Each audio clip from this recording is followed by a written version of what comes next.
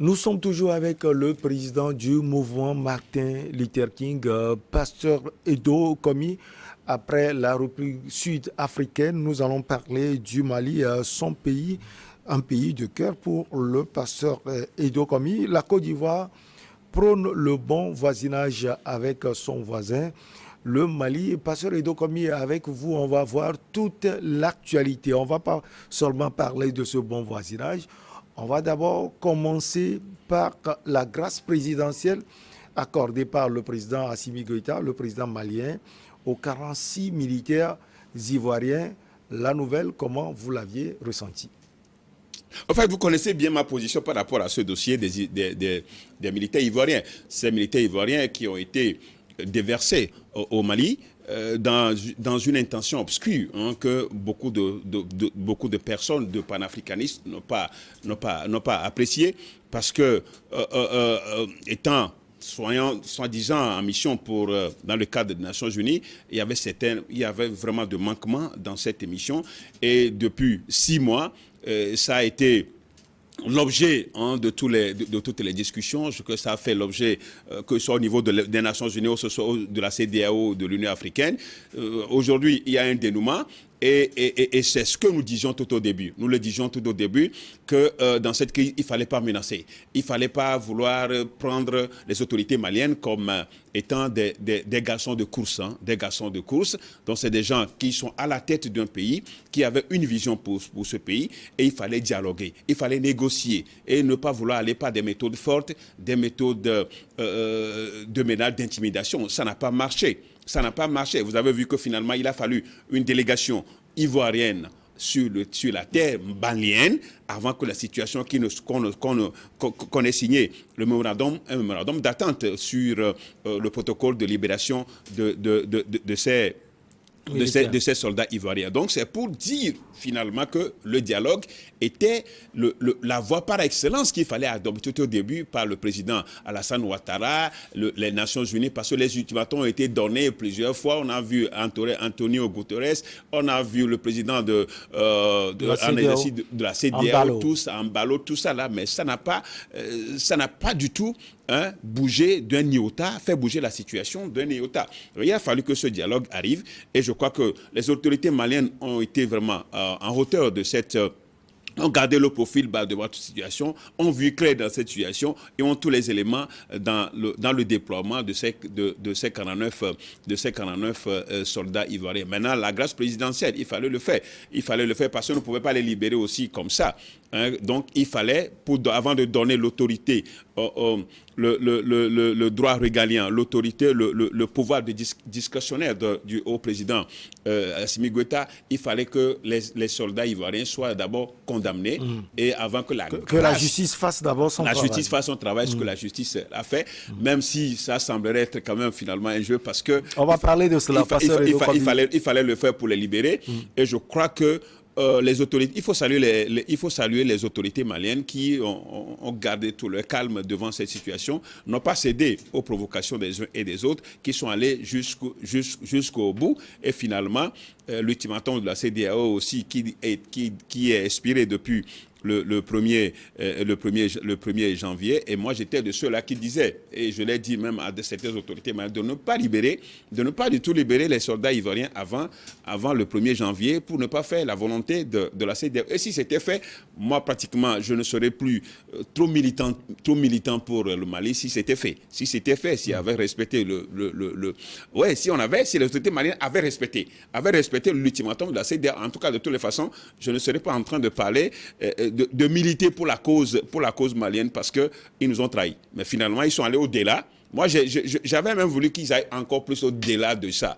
Mais sauf que la misère de ces pauvres soldats, c'est des pauvres soldats. Les gens, on les a juste envoyés, d'aller accomplir une mission. Donc, ça allait, leur misère allait se prolonger. Et peut-être, je ne sais pas ce qu'on trouve, ce que moi, personnellement, je vais trouver. Mais je crois que Alassane Ouattara a compris quand même que quand quelqu'un est dirigeant d'un pays, le Mali n'est pas la sous-préfecture, de la Côte d'Ivoire, comme la Côte d'Ivoire l'est pour la France. L'est pour la France, non, pas du tout. Alors, pasteur Edo Komi, ce militantisme, On le sent, hein, on le sent dans votre développement parce que vous avez parlé d'objectifs obscurs alors que finalement, le Mali et la Côte d'Ivoire ont reconnu qu'il y a eu des manquements. Alors, à partir du moment où la diplomatie parle de manquements, est-ce que selon vous encore, ce sont des objectifs obscurs pour le Les président manquements Alassane fondamentaux, fondamentalement, les manquements, c'est au niveau de la Côte d'Ivoire. Vous vous rappelez que Fidel Sarasoro, qui était à Lomé, qui a reconnu quand même qu'il y a des manquements. Ce n'est pas un pas. Oui, mais c'est là, c'est à partir de là qu'on a commencé par sentir les excuses, presque des excuses des autorités ivoiriennes. Et c'est là où ça a commencé. Et pour ceux il fallait commencer par là tout au début. Et pour que ceux de qui vouloir parlaient, se gonfler, de vouloir se gonfler, de vouloir se pour ceux qui vanter. parlaient déjà de mercenariat. On pouvait envoyer des forces de la Côte d'Ivoire pour aller déloger les autorités maliennes dans cette affaire. Non, ce n'était pas possible. Et donc ça a commencé et progressivement, on a vu l'aboutissement de la reconnaissance de la Côte d'Ivoire des erreurs, des manquements qui n'ont pas vraiment fonctionné dans le déploiement de ces soldats en Côte d'Ivoire. Alors, pasteur, on parle du 8e déploiement des forces ivoiriennes dans ce pays. Est-ce que c'est vérifié? Oui, de toutes les façons, c'est les autorités ivoiriennes qui le disent. Je crois que les forces ivoiriennes ont été toujours au Mali, naturellement, dans le cadre de la MINUSMA. Mais de manière, ce n'était pas l'époque de Assimi Goïta. Donc Assimi Goïta qui fait front à l'Occident, qui fait front aux dirigeants africains, donc se voyait est vu comme quelqu'un qu'il fallait abattre. Il fallait l'abattre et donc cette mission même des soldats ivoiriens, naturellement, s'inscrivait dans cette dynamique d'abattre ou bien carrément de déstabiliser les autorités du Mali. Et du coup, cela ne pouvait être que mal vu par ces autorités-là qui ont pris la mesure forte de pouvoir les garder jusqu'à ce que tout soit clair. Bon, donc, c'est pour dire finalement que le dialogue a prévalu et dans cette histoire, c'est la Côte d'Ivoire qui est sortie vraiment très déplumée par rapport à ça parce que les familles de ces soldats qui n'ont pas du tout apprécié la manière dont les choses se sont passées.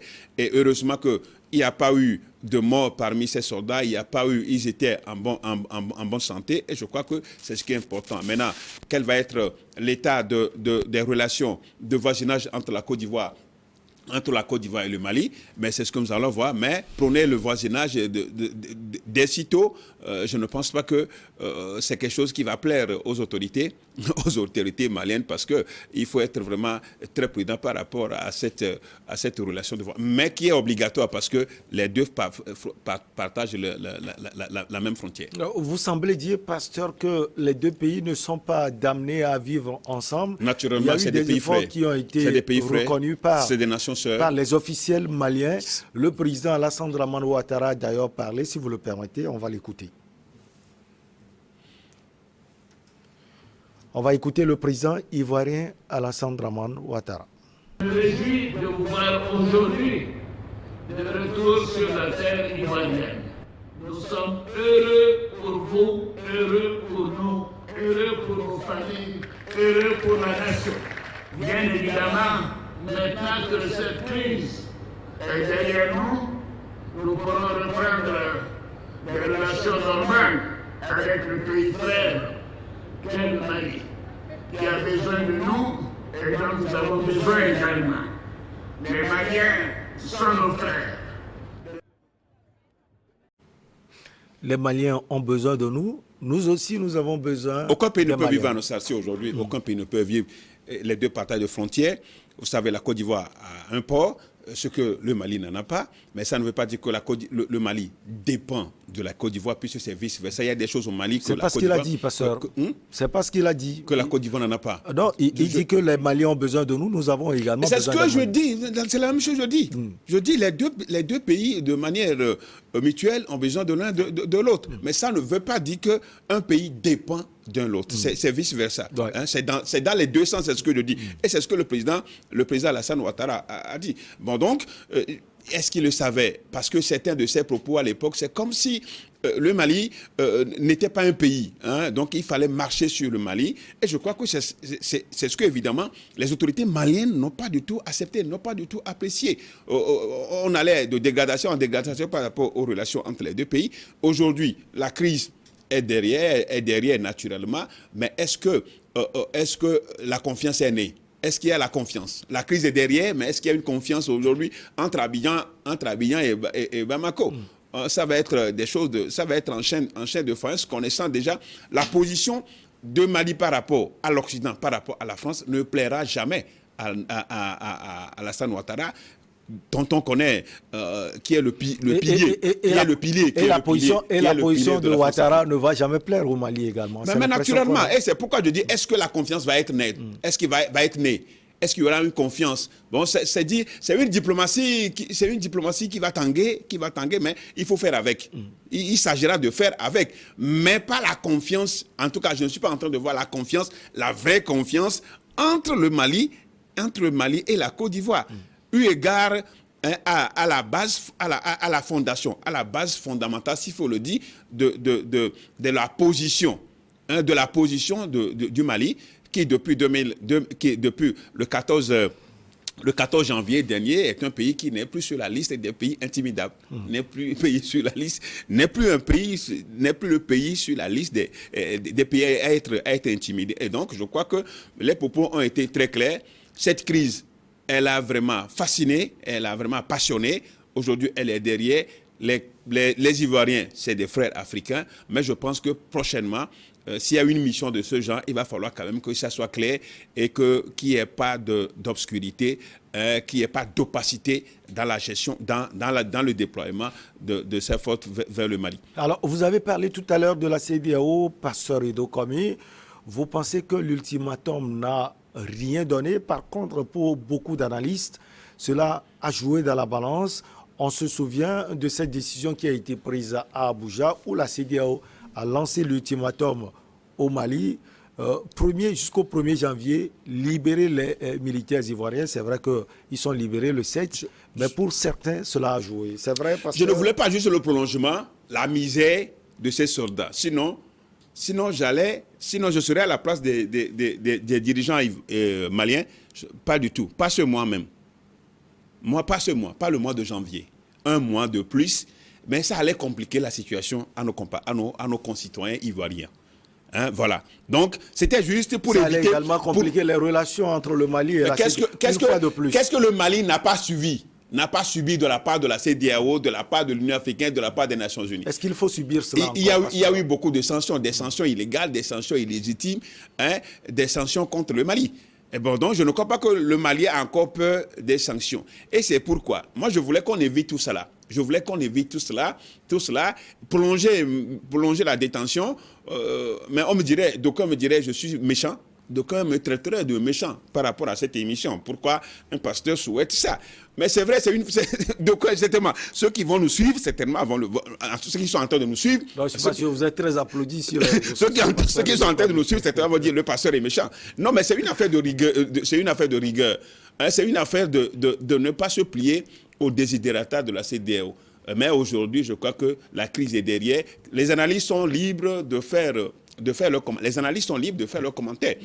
Mais moi, je dis quand même que le Mali a tenu la tête à la CEDEAO, a tenu la tête à la communauté internationale, et les propos qui tendaient à dire que si le Mali ne faisait pas ceci, ne faisait pas cela, on allait vraiment déstabiliser, on allait juste sanctionner et pourquoi pas faire partie des autorités de l'attention, ça n'a pas été le cas.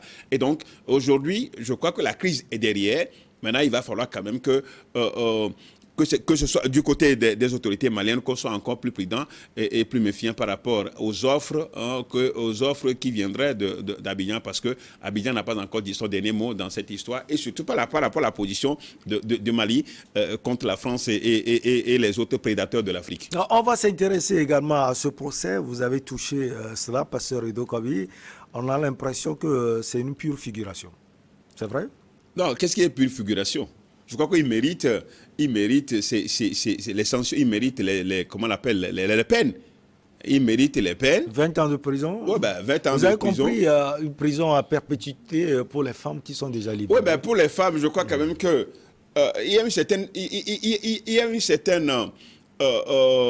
certain secret dans la détention de ces femmes-là parce qu'il y a eu dissimulation. Les femmes, il y a un rôle spécifique qui avait été confié à ces femmes dans ce déploiement. Parce que je ne peux pas partager ici sur ce plateau, ce n'est pas normal. Mais selon, puisque moi j'ai été au Mali, j'ai écouté les uns et les autres. C'est ce que les autorités vous ont dit? Non, ce n'est pas affaire d'autorité. Hein. C'est affaire d'enquête de la société civile au Mali. Ce n'est pas ce que les autorités maliennes m'ont dit. Mais c'est les enquêtes que nous avons menées. Nous avons menées au Mali, les informations que nous avons pu glaner d'ici et là. Bon, donc, ces femmes méritent cela. De toutes les façons, comme on le dit, elles ont été déjà libérées. Donc, c'est des sanctions qui ont été, comme on le dit, pas contumace, hein, parce qu'elle n'était plus là comme les autres. Mais comme je le dis, c'était une séparation du pouvoir entre l'exécutif et la justice. Il fallait que la justice fasse son travail et que l'exécutif que dirige, dont Assimi Goïta est à la tête, puisse faire aussi le sien. Et ce qui a été fait, et ils sont libérés. Mais ça fait jurisprudence, et je pense bien qu'il faut aller en profondeur de toutes les informations qui ont entouré cette affaire de déploiement des soldats ivoiriens au Mali.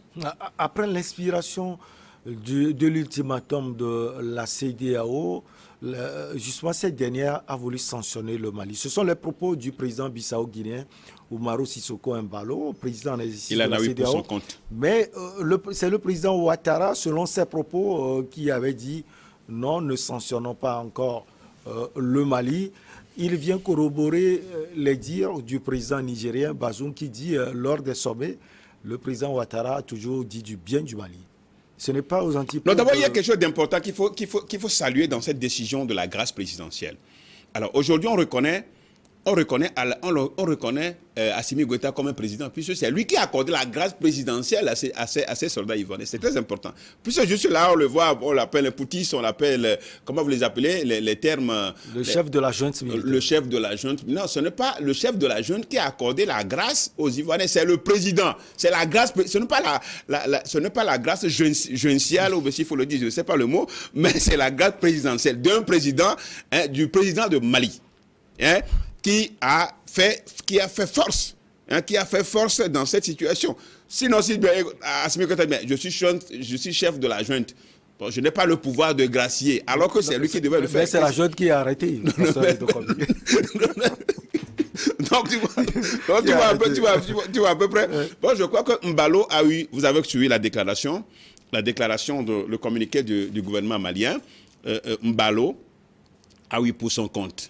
Parce qu'il gesticulait de trop. Il était comme si il était un garçon. Il ne mérite pas d'être président de la CEDEAO. La CEDEAO est une grande institution, quand même, il faut le dire. Hein. Dans l'espace, quand vous prenez l'Union, quand vous prenez l'Afrique, la CEDEAO, c'est l'une des institutions qui a plus de... Mbalo, c'est un président. Non. Il est élu par les Bissau-Guinéens. Un président qui parle comme si... sans retenue. Il parle sans retenue, il parle sans réfléchir, il parle juste... il parle juste pour faire plaisir. Il parle juste pour plaire aux gens. Là où je suis souvent surpris, c'est que le président Mbalo, on se souvient, il avait taclé les présidents Alpha Condé de la Guinée, le président Ouattara de la Côte d'Ivoire à l'époque. Les gens avaient applaudi. Aujourd'hui, il tacle d'autres, on le traite de tous les noms d'oiseaux. C'est quand même surprenant. Dans la vie, il y a quelque chose. Personne n'est mauvais à 100%, personne n'est bon à 100%. Il y a les qualités, il y a les défauts. C'est comme ça. Bon, donc, on ne nie pas quand même, on ne lui nie pas des qualités à lui en tant qu'un être humain, en tant que dirigeant. Lorsqu'il avait taclé Ouattara, mais tout ce qu'on lui demande, c'est d'être serein, c'est de faire profil bas. C'est pendant des déclarations d'être aussi homme d'État. Il faut qu'il sache qu'il est un homme d'État. Et qu'en parlant au dirigeant d'un autre pays, il faut quand même qu'il mesure la portée de cette déclaration. Pour ne pas aller à l'emporte-pièce, pour ne pas aller dans tous les sens et énerver les autres. Il a écœuré beaucoup les autorités maliennes. Et je crois dans le communiqué, il a eu sa part. Il n'a qu'à aller instruire les terroristes en tant que chef le président de la CEDEAO instruit les terroristes pour quitter les pays qu'il occupe aujourd'hui, le Mali, le Niger et le Burkina et le Nigeria. Bon, voilà, donc c'est de ça il s'agit. Bon, aujourd'hui, nous avons remarqué quand même qu'au sein de, avec cette crise-là, la Côte d'Ivoire, la CEDEAO, s'est encore déchirée davantage. Et aujourd'hui, l'image qui le lui reste, s'il en reste une, mais ça doit être ça doit être aujourd'hui le fait de colmater les brèches et d'être une CEDEAO des peuples. Nous ne cesserons de le dire. Parce que ce que nous voyons, c'est un syndicat des chefs d'État qui font à leur tête, qui font pour leur bonheur et ne pensent pas quand même à la communauté à laquelle elle s'est attachée. Alors, parlons toujours de ces rapports de bon voisinage entre la Côte d'Ivoire et son pays frère, le Mali. Le président Alassane Dramane Ouattara aurait déjà envoyé une lettre d'invitation au président Assimi Goïta. En tout cas, que tous les Maliens qui me suivent en direct vraiment se gardent de cette histoire d'invitation. En tout cas, Assimi Goïta n'est pas aussi bête, hein? N'est pas aussi bête pour accepter. Alors, vous insinuez quoi? Non, écoutez, c'est trop tôt. C'est trop tôt. Je crois qu'il faut décliner cette invitation très rapidement. Il faut d'abord l'accepter et dire, mais le calendrier ne leur permet pas pour le moment. Le moment venu, ils aviseront. Hein? Les autorités maliennes aviseront. Ils doivent avoir peur de quoi? Non, peur, ce n'est pas question de peur. Le président Ouattara va faire quelque chose? Non, ce n'est pas question de peur. Parce qu'il faut savoir celui qu'on visite, hein. Celui qu'on visite, il faut le savoir. Il est qui, pasteur, le président Ouattara? Il est mauvais? Non, j'ai dit personne n'est mauvais à 100%, ni bon à 100%. Il y a de bonnes choses dans le président Ouattara. Il y a de bonnes choses. Il y a de mauvaises choses. Il y a de mauvaises choses. Mais il sait comment peut-être déclencher les mauvaises choses au moment venu. Et je ne pense pas qu'Assimi Goïta sera celui-là avec qui il faut déclencher de bonnes choses. Et ça, tout le monde le sait. Parce que quand vous visitez, Assimi Goïta est l'ennemi, il faut le dire, pas dire adversaire, est l'ennemi aujourd'hui de la France. Nous avons vu le président français dire de n'importe quoi sur les autorités maliennes, les traités de n'importe quoi, de tous les noms d'oiseaux. Et aujourd'hui, on connaît la position d'Alassane Ouattara qui visite quand il y a des choses qui vont toujours en France pour aller recevoir les instructions par rapport à la gestion des affaires de l'Afrique. Et je ne pense pas que Assimi Goïta va se prêter à ce jeu pour aller en Côte d'Ivoire. Mais il faut éviter quand même qu'il y a des trucs en téléchargement, hein, comme l'expression. Vous lui avez envoyé déjà une note pour l'avertir et pour lui dire de ne pas aller en Côte d'Ivoire? Non, ce n'est pas pourquoi lui envoyer un message. Mais il y a des canaux quand même. Il y a des canaux avec lesquels nous discutons toujours au Mali. Hein, nous discutons au Mali et je crois quand même que c'est des canaux plus propices, des canaux plus écoutés. Et je pense que c'est l'un des canaux aujourd'hui. Hein, votre plateau est l'un des canaux par lesquels nous parlons aussi aux Maliens, aux autorités maliennes, parce que nous estimons qu'il est trop tôt pour pouvoir accepter une invitation d'Alassane Ouattara. Ça serait trop risqué de pouvoir se prêter à ce jeu pour le moment. Le moment viendra. Alors, pasteur Edo Komi, pour chuter, vous ne pensez pas que les journalistes, les acteurs de la société civile, les gens sur les réseaux sociaux, des fois, on exagère parce que quand on écoute les propos des officiels maliens et également les propos de la partie ivoirienne, on sent quand même qu'on a envie de tourner cette page, alors qu'ailleurs, nous, on dit autre chose. Non, on ne dit pas autre chose. On ne dit pas autre chose. Vous savez, c'est le terrain qui commande. En jargon militaire, c'est le terrain qui commande. Et pour nous, vous savez, les activistes des réseaux sociaux, des fois, on en fait de trop. Mais il y a aussi les intérêts qu'il faut toujours privilégier. Il y a les intérêts en politique qu'il faut privilégier. Même votre ennemi, comment dirais-je, votre ennemi potentiel, hein, vous pouvez avoir des choses de lui en politique. Et ce n'est pas acquis, tout n'est pas acquis d'avance. Donc du coup, on a tendance quand même, on avait envie que de tourner la page de cette histoire, mais c'est que les gens ont péché par le début. Au début, les gens ont péché pour dire que, pour donner, hein, pour se faire des grands maîtres, des donneurs de leçons aux autorités maliennes. Je crois que c'est ça qui a perduré la crise.